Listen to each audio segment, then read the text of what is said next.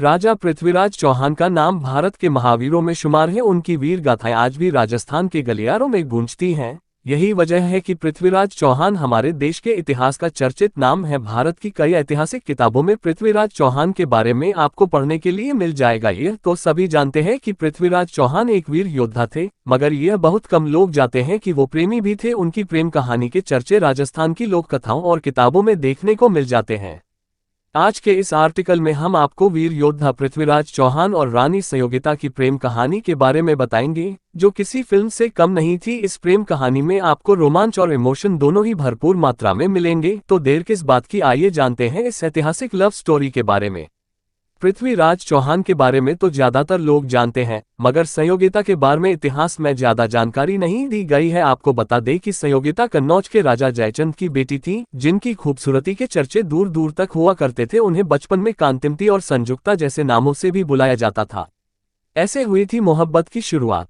माना जाता है कि एक बार राजा जयचंद के दरबार में नामी चित्रकार आया था। वह चित्रकार अपने साथ कई राजाओं और रानियों की तस्वीरें लेकर आया था। उन्हीं चित्रों में एक चित्र पृथ्वीराज चौहान का भी था।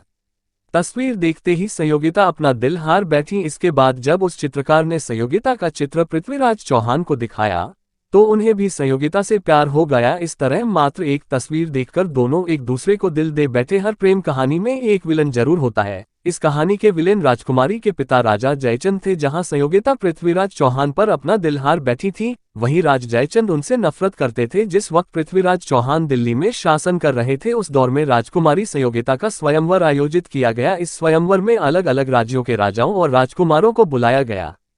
पृथ्वी चौहान को यह निमंत्रण मिला, मगर उनके सामंतों को इस बात में गड़बड़ी महसूस हुई, जिस कारण पृथ्वीराज ने इस निमंत्रण को अस्वीकार कर दिया। पृथ्वीराज के इस रवैये ने राजा को आग बबूला कर दिया, जिसके बाद जयचंद ने यज्ञ मंडप के दरवाजे पर पृथ्वीराज चौहान की मूर्ति बनवाई और उसे द्वारपाल के रूप में लगवा दिया। अपने इस फैसले के जरिए राजा जयचंद पृथ्वीराज को नीचा दिखाना चाहते हैं, लेकिन इसके वह हुआ जिसकी उम्मीद किसी को भी नहीं थी।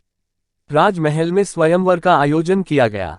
संयोगिता अपने पिता के मूर्ति लगाने के फैसले से बेहद नाराज थी। जब स्वयंवर शुरू हुआ तो संयोगिता से किसी एक राजा को चुनने के लिए कहा गया। तब उन्होंने स्वयंवर करने से इनकार कर दिया, लेकिन जब उन्हें पता चला कि पृथ्वीराज चौहान नहीं आए, तो उन्होंने दरवाजे पर लगी उनकी मूर्ति को ही वरमाला पहनाने के फैसला लिया। जैसे ही संयोगिता मूर्ति पहनाने के लिए आगे बढ़ी, उसी दौरान पृथ्वीराज वहां पहुंच गए। यह देखकर संयोगिता बेहद खुश हुई और उन्होंने पृथ्वीराज चौहान के गले में वरमाला पहना दी। इसी के साथ दोनों का स्वयंवर पूरा हो गया।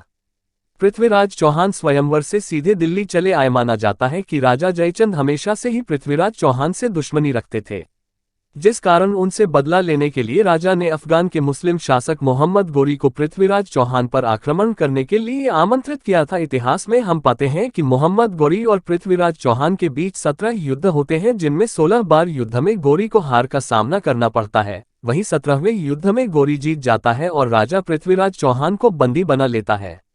लेकिन अपनी सूझबूझ की मदद से पृथ्वीराज चौहान गोरी की हत्या करने में कामयाब होते हैं।